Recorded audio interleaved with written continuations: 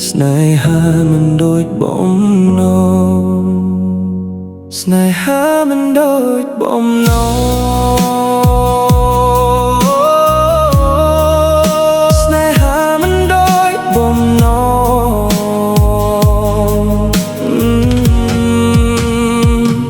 ស្នេហាមិនដូចបំណងបែរដងបងបាក់បែកស្រឡាញ់អូននោះពីចិត្តតែអូនមិនដែលយល់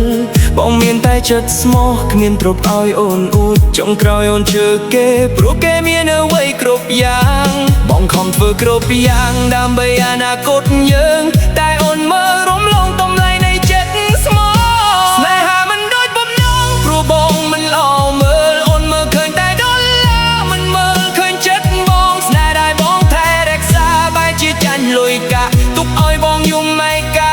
ជាមួយការឈឺចាប់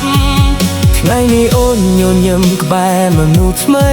បងបានត្រឹមឈរមើលពីចាំថ្ងៃដោយស្ងៀមស្ងាត់បងមិនស្អប់អូនទេគ្រាន់តែសោកស្ដាយដែលស្នេហ៍ស្មោះមិនអាចឈ្នះចិត្តអូ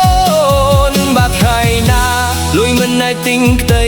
សុខហើយអូននឹកឃើញចិត្តស្មោះរបស់បងប្រហែលថ្ងៃនោះអូននឹងយល់ថាតម្លៃមនុស្សមិនស្ថិតនៅលើទ្រព្យសម្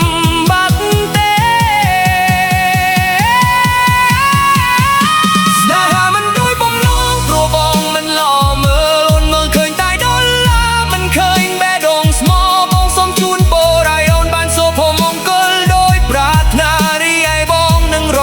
ស្នេហ៍ស្មោះនេះ